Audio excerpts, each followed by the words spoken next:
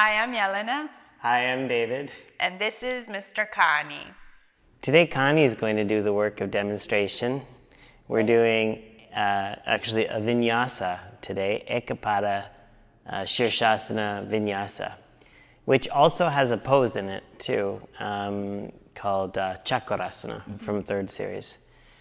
So I don't know. Look at Kani's turnout. Such a good turnout in his feet and his legs. I've seen him put his leg behind his head. He can do it. Yeah, you have to. Yeah. You don't want to see it. But maybe there's something else you'd like to see Connie do. Do let us know in the comments below. Make sure to tune in to see what Connie does next week. Subscribe and like. Likes are really for Mr. Kani in this video, so. All right. Okay, so Eka Pada Sirsasana means one leg behind the head pose, 1 foot behind the head pose. And this is in Ashtanga. This is part of the second series or intermediate series. And so, you know, there isn't really, once you are doing this pose, your hips are getting to that stage where they're open enough. And we do have a tutorial on Eka Pada Sirsasana specifically. We do. Which we'll link. There, I don't know. But this video, as David said, is specifically about this vinyasa, which is very tricky. So it's not just that the pose is tricky. Now we gotta jump with that one leg coming around, do the whole thing, and then coming out of it is. I'd say it's coming out of it that people have a lot of trouble with usually, right? Jumping in's not so bad. Because you've kind of done this jumping work already in Bhujapadasana and Kurmasana. Kurmasana, yeah. But now it's just one leg instead of two. But until you really master Eka Pada Sirsasana, then Chakorasana, the way that we exit out of it can be really difficult. Yeah. Most people, that's the last thing that comes. If you're lucky and you have a teacher that you study with on a regular basis, you get assisted and that helps and makes a difference. But if you're at home, then it takes a while. So this is an intermediate vinyasa. It's an intermediate posture. It's not for beginners, okay? Okay, so we'll show a little demo first. Sure, yeah. Connie, and then, no, Connie's out. Connie's done. Okay, so of course we start in downward facing dog. And then we go sapta, inhale, jump the right leg around, sit, and actually all on that inhalation, you come into Eka Pada Sirsasana setup. Hands in prayer, and then Ashtanga, exhale, fold into the state of the asana, and it's Padagraj gaze towards the foot. Nava, inhale, head up, hands into prayer, exhale there. Dasha, inhale, hands down, pick up. This is Chakorasana. Yekarasha, exhale, go back. Chatwari. Dwarasha, inhale. Trayorasha, exhale. And then you would continue the vinyasa on the other side, and that would be, the state of the asana would be Panchadasha. So it kind of follows a similar vinyasa count as the primary series postures. And I just realized too, so it's not only that you have to do on the exit, not only that you do Chakorasana, but then you also come back into that like very quick Bakasana too, which is important. We can talk about it. Yeah, so the vinyasa count says inhale, pick up into that Chakorasana, and then the end of the exhale You're in Chatwari. Is Chatwari. How you get back to it is where the artistry takes place. So you can do it very sloppy, or you can do it kind of nice and right? Yep. So I think the jumping in is easier. You're jumping forward, that's easier. You can use the strength of the legs. You're jumping the leg that's going behind the head to the outside of the arm. And ideally, you're not going to land right away. You land with the leg hooked around and the other leg in kind of an L-sit position. So you see how Jelena's hips and foot are still off the floor, and then you lower down.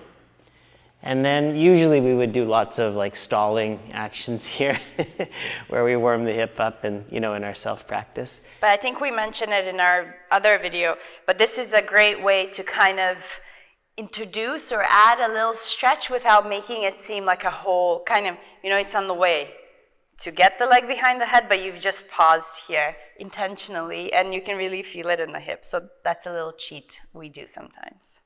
But I guess in terms of the ideal of the vinyasa, sapta from downward dog, at the end of that inhalation, then you're in with the leg behind the head and the hands to prayer.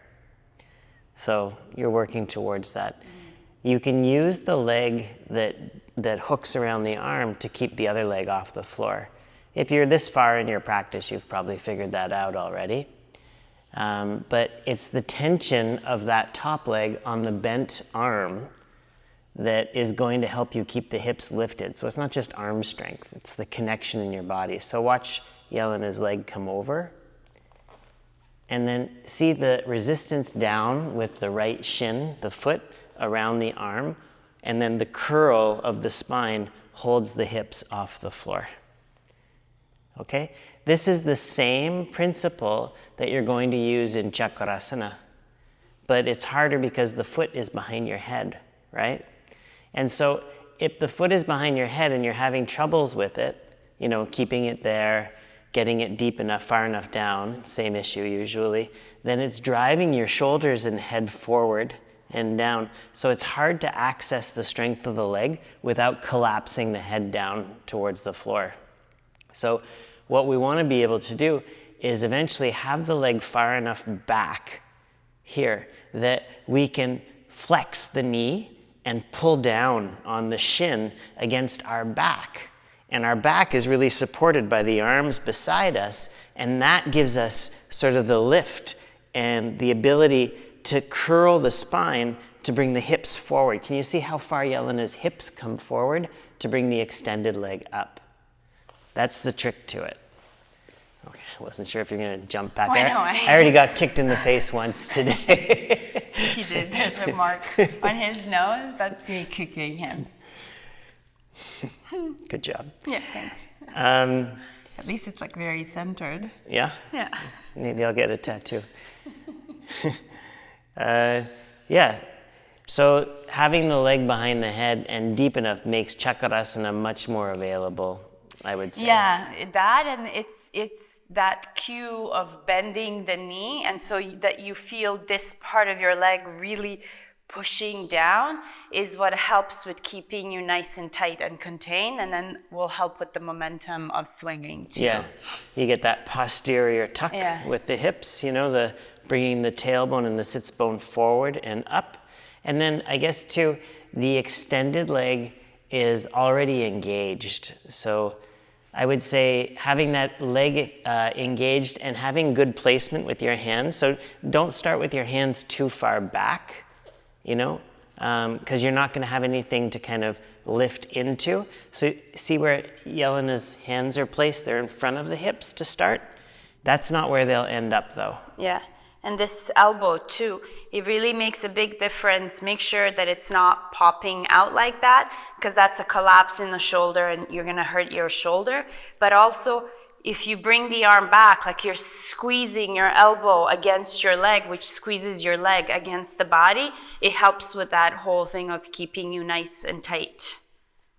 So now Jelena already initiates the posterior tilt, and she locks out that extended leg, strengthens it. The foot is pointed.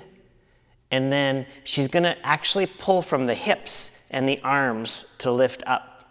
And that brings the chin towards the shin.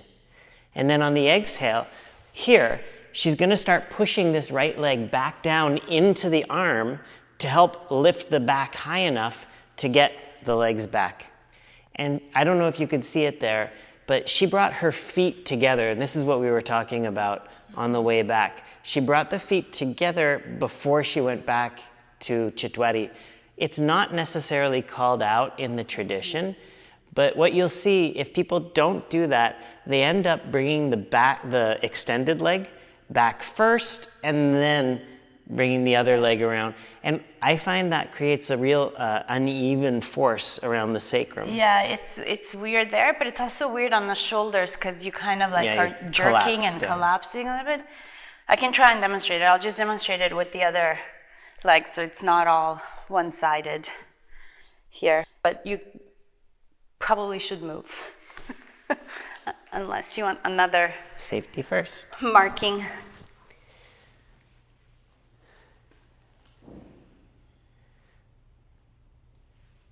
All right, so watch. That was the shitty version. Yeah, where people shoot the leg. Yeah, even your shitty version wasn't too shitty though. I see people kind of, they rely on the leg that's on the shoulder to stay there to get the 1 foot back. So they'll have that 1 foot back on the floor and then bring the other leg back. Yeah.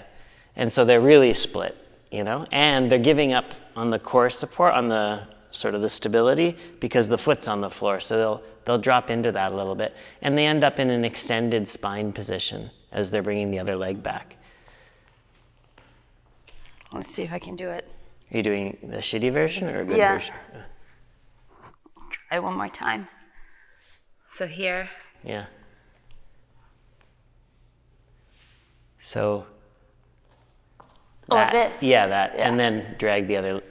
That's it.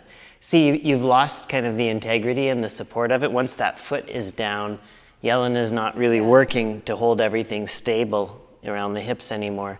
And so that's what I was saying, there's a lot of like uneven force.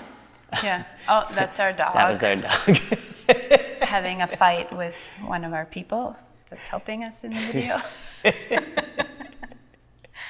Because he's napping and she's disturbing him. All right. So, and we're saying shitty in the sense of like, we all have to do it shitty until we can get better at it. So whatever you can do, that's great. It's amazing that you're there and you're practicing it no matter what. But there's always room for, you know, improvement, optimization. Room to improve it, but also make sure that in the process of learning it, if you are doing these, you know, beginner versions of jump back, that if you start to feel pain in the back or the shoulders, like you gotta stop doing it that way. You gotta start changing it because it's just gonna get more intense. Yeah. I think that's where our emphasis on bringing the feet together started, was because we were seeing people starting to develop issues around shoulder. Yeah. So I can do one more time, slower. For what are you gonna do? The good version? The gooder. The professional. The gooder. Okay, so the key here is that the leg is going to stay behind the head as the other foot starts to come back and around.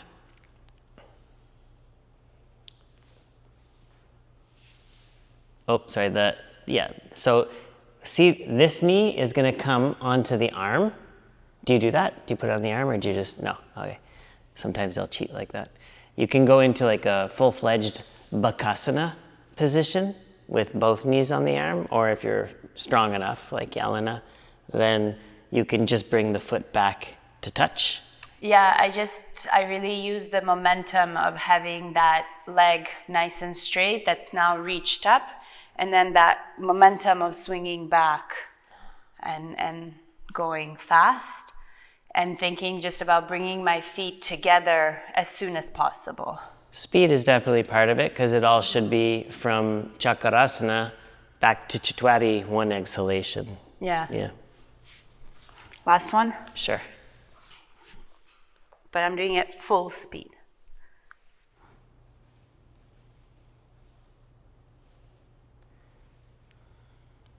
Okay.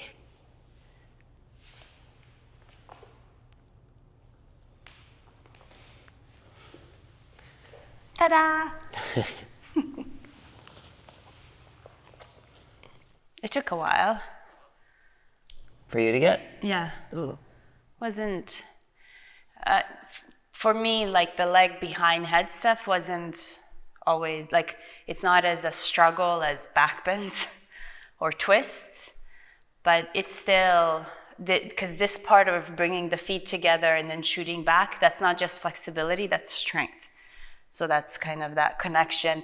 pushing through your arms, rounding the upper back and not letting yourself collapse or flatten out as you... Yeah, it's strength, and it's like a higher level of organization in the movement too. You've got to track things a little bit more, maintain a connectedness. So I guess that's strength, and then there's a kind of like, you have to deepen your presence while you're doing it and not just rely on trying to get it over with.